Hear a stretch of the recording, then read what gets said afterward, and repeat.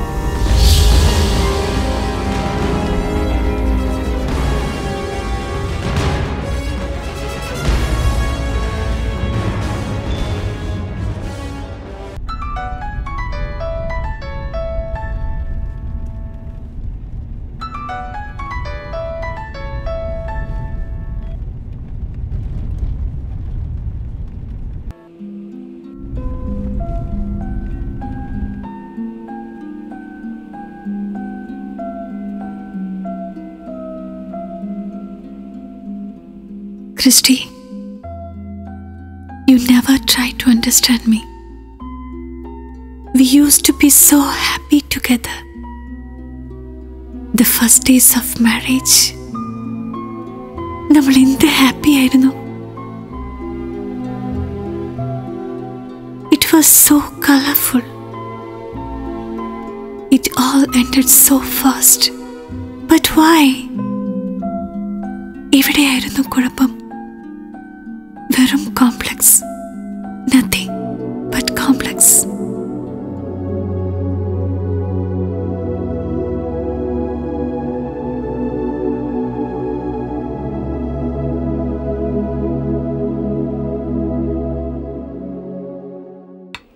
America കൊണ്ടുവന്നു വെച്ച് ഞാൻ നിന്റെ അടിമയൊന്നുമല്ല.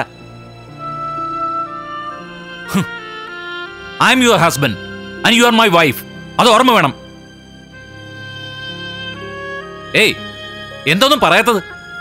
വിളിക്കുന്നതിന്റെ ഡാഡിയെ. അവിടെ നിന്നാണല്ലോ ഈ ഉപദേശങ്ങളെല്ലാം. എന്ത് തെറ്റാണോ ഞാൻ തന്നോട് ചെയ്തത്? തന്നെ കെട്ടിയതോ? ഓ, താൻ എന്നെയാണല്ലോ കെട്ടിയത്. എന്നിട്ട് അമേരിക്ക കൊണ്ടുവന്ന് social security, driving licence, green card എല്ലാം നേടിത്തന്നു. എന്നിട്ട് നിന്റെ അപ്പം തന്ന കാറും ഈ വീടും. അല്ലേ, എന്തിന്റെ കുറവാ? Christy, please stop it. I don't want to talk to you.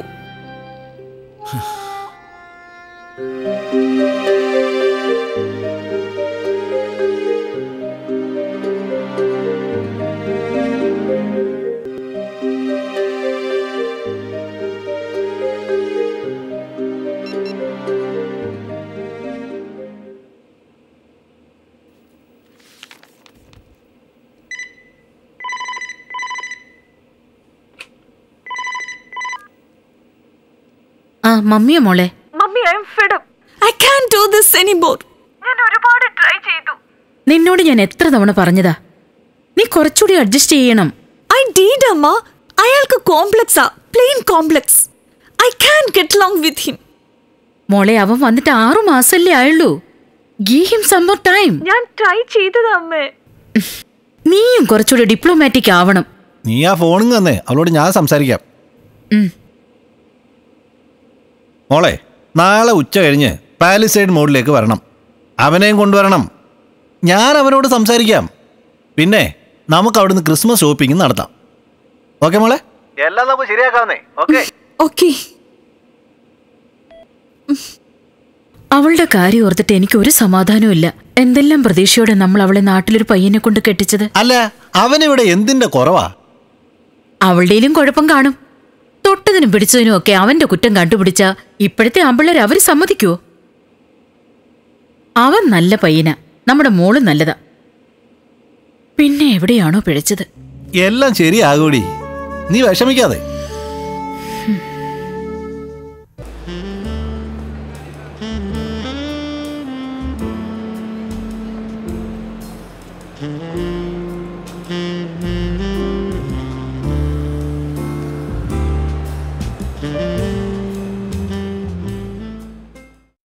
എനിക്കൊന്നേ പറയാനുള്ളൂ, ഒളിച്ചോട്ട് ഒന്നിനൊരു പരിഹാരമല്ല.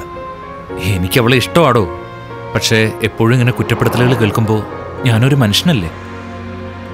ക്രിസ്റ്റി, എനിക്ക് മനസ്സിലാവുന്നത് നീ ഇവിടെ വന്നപ്പോൾ ഒരുപാട് പ്രതീക്ഷകളായിരുന്നു. അതുപോലെ അവൾക്കും. ഇതെല്ലാം ശരിയാകും, നോക്കിക്കോ. പിന്നെ നിങ്ങൾ പരസ്പരം ഒന്ന് സമാധാനമായിട്ട് ചർച്ച ചെയ്യണം, അത്രേ ഉള്ളൂ. സമാധാനമായിട്ട് ചർച്ച ചെയ്യാൻ അയാളുടെ കോംപ്ലക്സ് സമ്മതിക്കൂ? മോളെ, നീ പറയുന്ന കോംപ്ലക്സ് ക്രിസ്റ്റിക്കാണോ അതോ നിനക്കാണോ? ജെസി, നീ മിണ്ടാതിരി.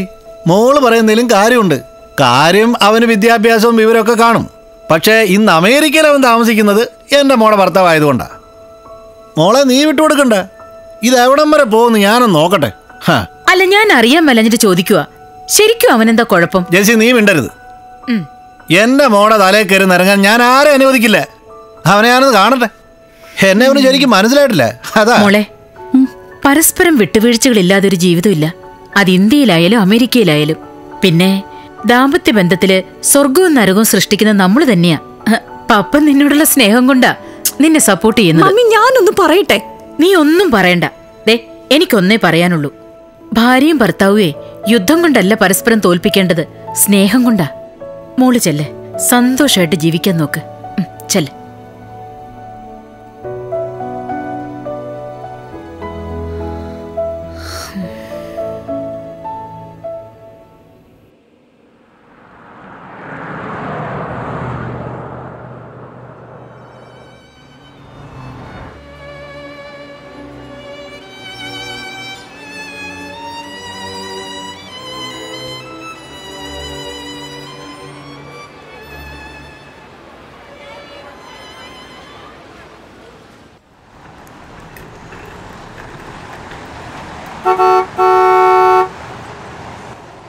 Christy, wait a minute.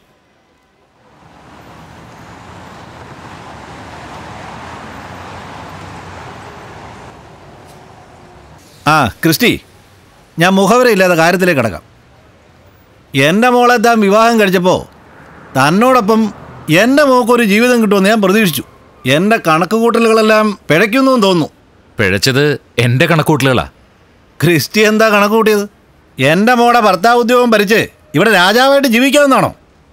ഭർത്താവ് ഉദ്യോഗം ഭരിച്ചല്ല, ഒരു നല്ല ഹസ്ബൻഡ് ആൻഡ് വൈഫായിട്ട് ജീവിക്കാന്ന. അമേരിക്കയിൽ വന്ന് നീ രക്ഷപ്പെട്ടെന്ന് കരുതിയെങ്കിൽ തെറ്റ്. നിന്നെ അവൾക്ക് കല്യാണം കഴിച്ചു കൊടുത്തതും നിന്നെ അമേരിക്കയിൽ കൊണ്ടുവന്നതും അവൾക്കൊരു ജീവിതം കിട്ടാൻ വേണ്ടിയാ.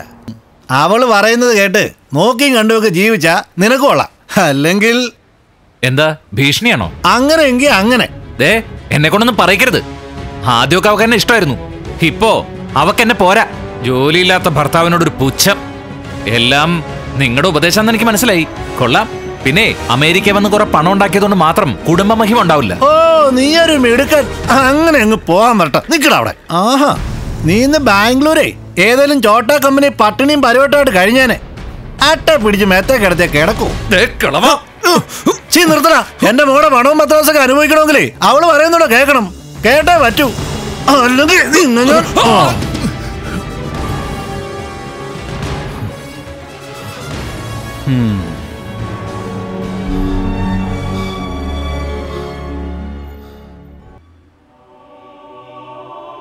എന്റെ മാതാവേ, ഞങ്ങൾ തമ്മിലുള്ള ഈ പ്രശ്നം പരിഹരിക്കാൻ മൂന്നാമതൊരാളുടെ ആവശ്യമില്ല. അവൾക്ക് എന്നെ ഇഷ്ടമാണ്, അതെനിക്ക് നല്ല ഉറപ്പാ. ആ സ്ഥിതിക്ക് ഈ ബന്ധം സേവ് ചെയ്യാൻ ഞാൻ തന്നെ കോംപ്രമൈസ് ചെയ്തേ പറ്റൂ.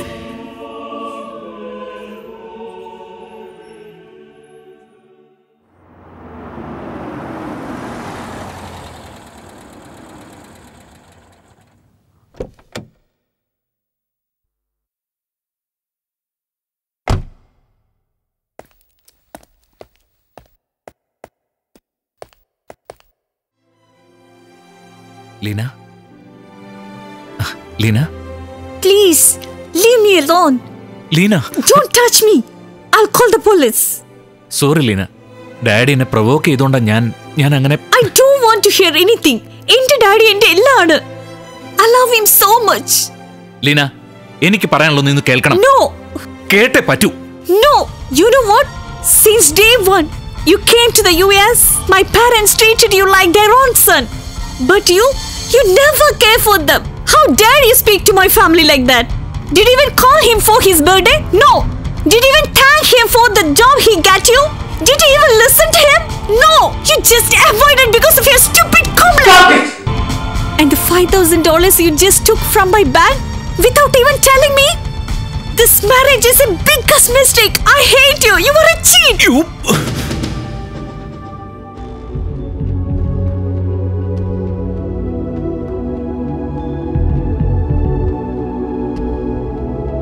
പ്രിയപ്പെട്ട ലീന, പരസ്പരം ഇണങ്ങാൻ കഴിയാത്ത കണ്ണികളായി കഴിഞ്ഞു നമ്മൾ.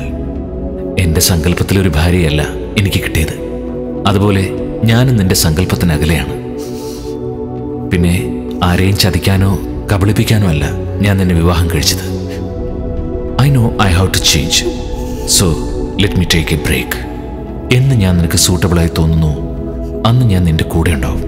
നാളെ ക്രിസ്മസ് ആണ്, അമേരിക്കയിലെ എൻ്റെ ആദ്യത്തെ ക്രിസ്മസ്. എൻ്റെ ക്രിസ്മസ് സമ്മാനം ഞാൻ ഈ കവറിൽ വെച്ചിട്ടുണ്ട്.